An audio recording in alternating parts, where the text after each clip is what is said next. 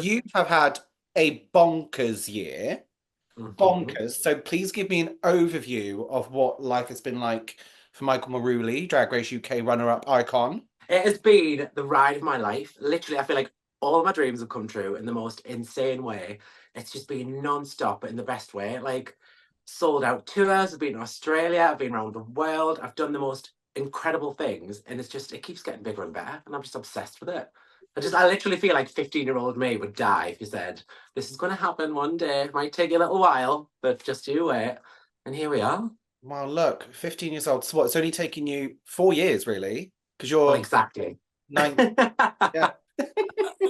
Look what I've done in that short amount of time. You had the sold out Angels of the North tour. Yeah. Obviously, we saw the three of you become best friends on UK season five.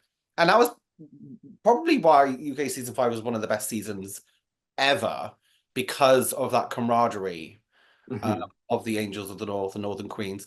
So, what was it like to share a worldwide tour with two other insane Northern drag queens? It was, as you can imagine, it was wild. Mhm. And I just think, like, being on Drag Race, when we did that disaster class challenge, the three of us, in like episode 4, and it was the improv challenge, and we did the Geordie party girl thing, we knew then, we had a feeling like we're going to make it to the end of this competition. We had something so special.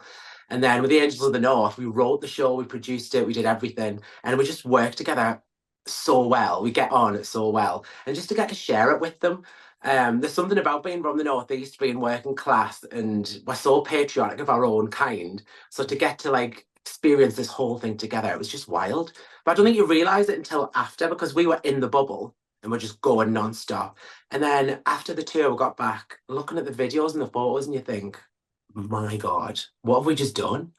It's insanity. Like Newcastle City Hall, 2,500 people we sold out. It's crazy. It's also kind of ridiculous to think that you three weren't well, you didn't really know each other before you came. No, but never met. I, Never met before until we're in the workroom on Drag Race, and it was just that instant bond, instant connection. And to think what we've done now and what we've achieved, we're doing the Angels of the North again in April. We've already signed on for another tour. It's just insanity. I'm coming to this one. Missing the You last one better. was my. I have two major regrets in life, and that's not seeing the Renaissance tour and going to Angels of the North tour. How dare you? I'm going to revoke your gay card right now. You know, How very dare you? oh, how very dare you! I mean, I want that Snatch game deserved better. I swear to fucking God. I know, babes. I need to hear about some funny stories with you three on tour. Tell me. Oh my God. Australia was just wild. Hmm. Like wild. It's not like obviously in the UK we were on a tour bus, which was crazy. We had our own little like lounge upstairs on the bus. Every night we survived on tequila and takeaway for a month. It was life. And we just laughed non-stop. There was one night there's some fans that camped out and spotted the tour bus. And literally, we'd finished the show, getting on the bus, and it was like Beatlemania. They were like banging the doors, trying to get on, and we were just like, "How camp is this? Three daft flags from the northeast, and we've got people banging on the tour bus doors." It was wildness. How did you respond to that? Were you absolutely loving it? Like, oh, I bet you camp, of course. Who doesn't love that? Do you know what I mean? And we had some wild nights out in Australia as well, Sydney. The queens there were so amazing. They took us under the wing, showed us all the sights, and we just had a laugh, non-stop laughter. It was incredible. Oh God, I feel like you three should just have like cameras recording you on like on your tops every single time you're together because I just need to see what the shenanigans you get up to. We actually did take loads of footage, so we're going to serialize in it. We are going to start posting little reels of it all because we've got so much that we took of all the shenanigans that we got up to. So you will see it. It'll all be coming out, I promise. Yeah, I need more of it because Michael, this podcast slash YouTube show that you're doing with Tamara at the moment, I have been in tears. Absolute fucking like this is why it's mad to think that you and Tamara especially did not know each other, weren't friends before because like watching you two together, that chemistry is perfection. Like I I was pissing myself. it's just wild to think. Because before I went to Drag Race, I was saying to my friends, I want someone I can bounce off and someone I can be stupid and daft with. Because yeah, I like to be professional, I like to do the whole thing. But I was like, I need to laugh. Me and Tamara instantly, day one in the workroom, I sat next to her and I was like, right, we're just going to get on like a house on fire. So it was like a no-brainer with the podcast. And we just talk shite and laugh. And we're just exactly how we are, like at home. So I was like, well, let's do it on camera. Why not? And like Yeah. you say, you can't buy that chemistry. And we just bounce off each other.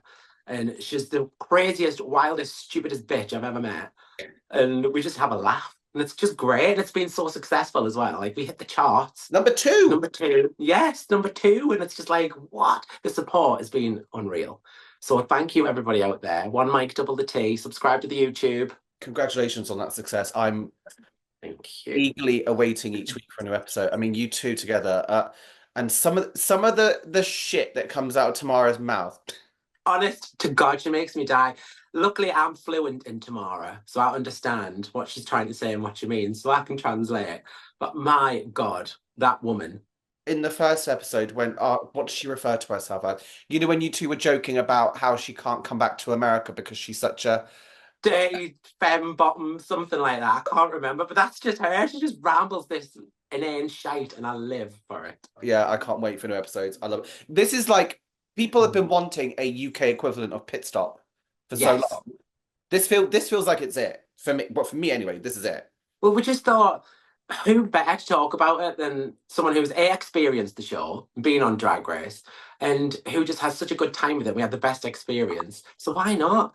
And I love the fact there's a new season of Drag Race out there. It's nice to watch it as a fan and not watching yourself back. Do you know what I mean? And have an experience. It's amazing just to give our perspective on it and have a laugh.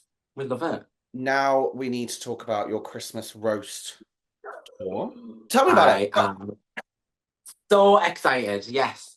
It's been something I've wanted to do for a long time. It's in my wheelhouse. It's been on a microphone, talking shit to people and being vile. Do you know what I mean? So why not put it in a little stand-up 1 hour show? So yeah, Michael Marouli's Ultimate Christmas Roast. We start on the 1st of December in Southampton, going all around the UK, finishing up in Glasgow on the 12th of December. And it is going to be hilarious. Like beyond. Like I won the roast challenge on my season anyway, but that was like the edited version of what the show, and because BBC, they cut out all the juice and the main and the filth, so that's all being kept in this time, and it's going to be iconic. Literally, I'm so excited. Everything's all in place, it's all been started, and it's just going to be so funny, but in nice camp Christmas festive spirit. Oh no, I'm excited because yeah, seeing you and Tamara be more. Well, I knew you guys were filthy. But seeing it unedited on the YouTube show, yeah, it made me realize we were missing that part of you on Drag Race because Yeah. they like to cut the filth. I'm excited for But it. we're bringing it all the way full force on this. So get your tickets now, aegpresents.co.uk. And who are the special guests? Like, who is on the naughty list? This is where I'm a bit like, what? I have no idea what's going to happen. But are you keeping it that way on purpose? Like, do you want people to be surprised? Yes. I wanted it all to be a surprise. Just know it's going to be absolutely hilarious. It's going to be filthy. It's going to be funny. It's going to be no holds barred. The naughty list, again, it's all going to be a surprise.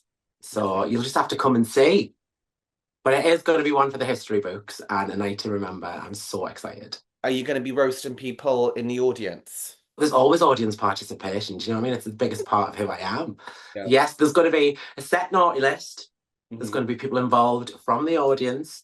Who knows? You might even get a mention, my love. Oh my God, I don't think I have the strength to handle that. I would go red. I'm not strong enough. Actually, if it's you, it's fine. That's All right. the good thing about it, about my kind of roast and comedy. It's always a wink and a smile, and everyone's in on the joke. It's not to be mean, to be nasty. It's just to be really funny and really shady and really camp. It's a Christmas at the end of the day, so it's just filth with a wink.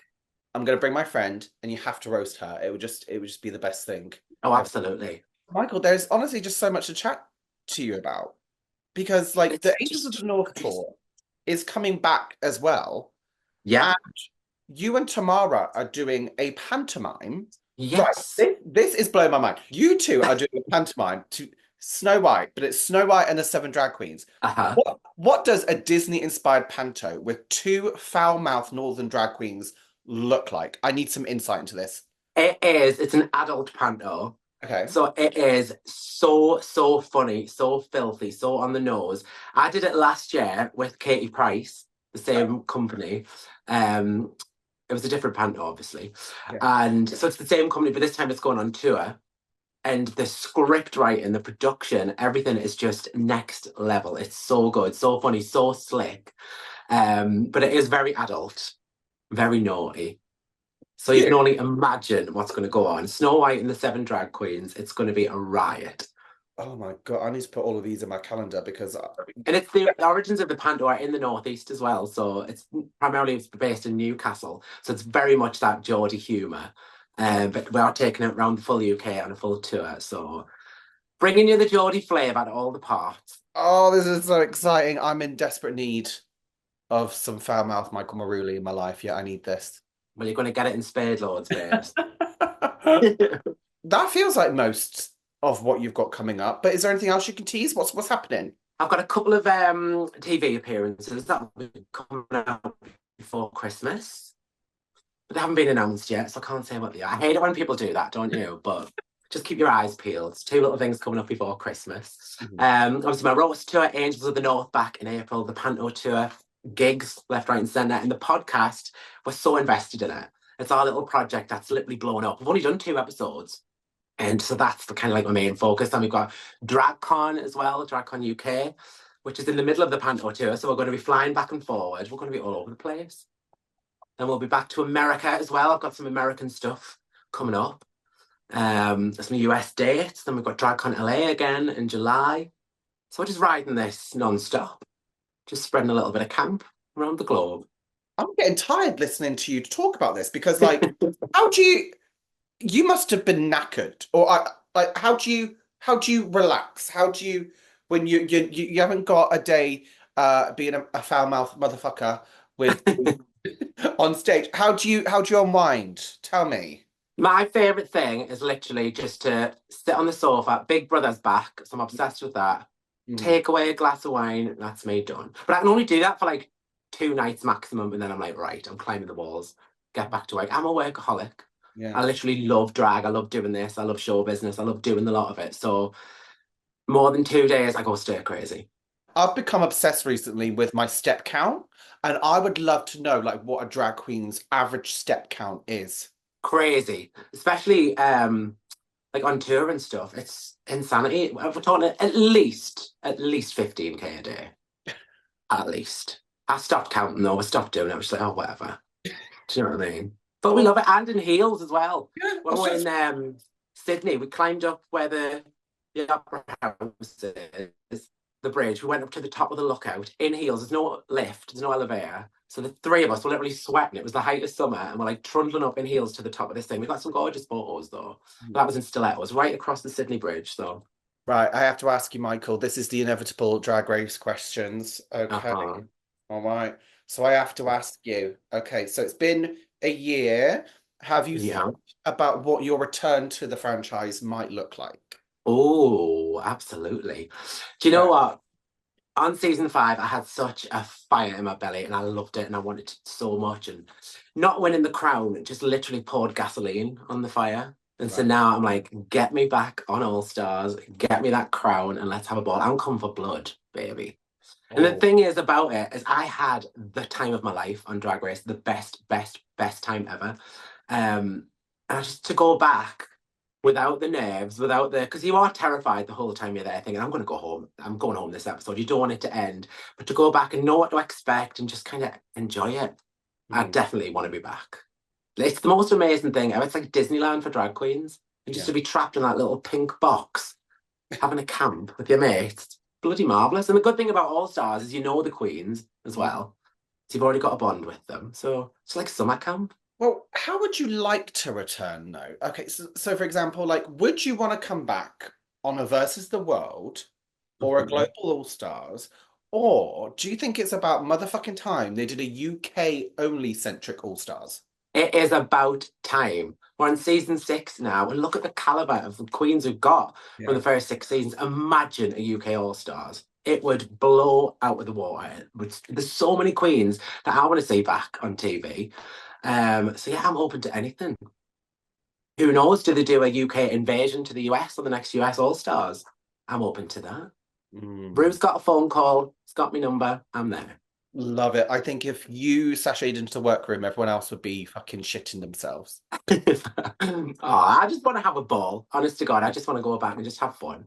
And that's the good thing about this experience is you meet all the queens from the other franchises, from the other seasons, and you've automatically got a bond with them because you've been through the experience Mhm. and you've watched them on TV. So then when you meet each other, it's just like, oh, hi, babe. Do you know what I mean? It's the best part about it is the whole sisterhood around the world. It's that like bond that you've already got, and I love it. I mean, the funny thing about a UK only All Stars is like, you know, when they do US All Stars, some of the queens haven't met each other yet because they're so spread around Yeah. America.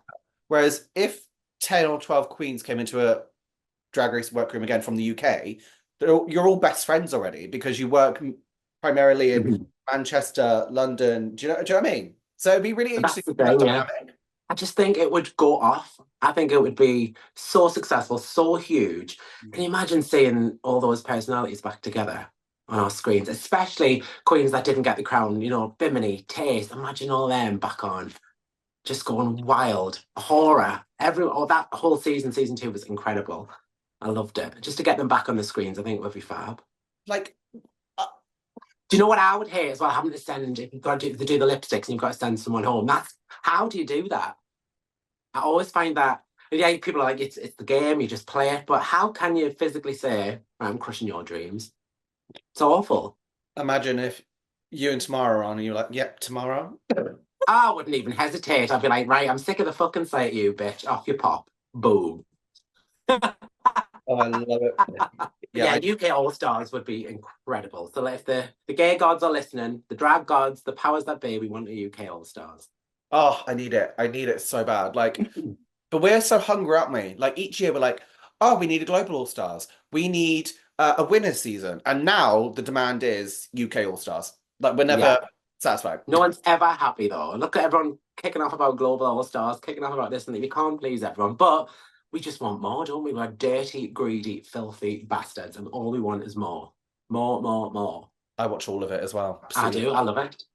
I'm Oh. obsessed. I always say I'm such a huge fan of Drag Race. Mhm. Um, More so than being cast on the show. I'm just a massive fan. It's my favorite program in the world. I'll talk about it till the cows come home. I love all the queens.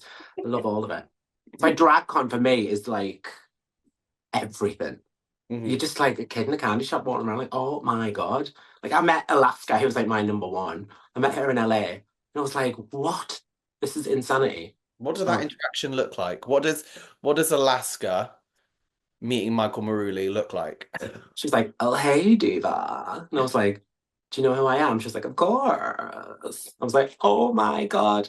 Adore Delano came up to me. She was like, hey, babe, I just want to say you're such an icon. I was like, how do you know who I am? This is crazy. Like, these are people I've watched on TV for years. I'm going back like season 5 and 6 of the US Mm. Drag Race to meet them in the flesh and to know who I am. That blows my mind.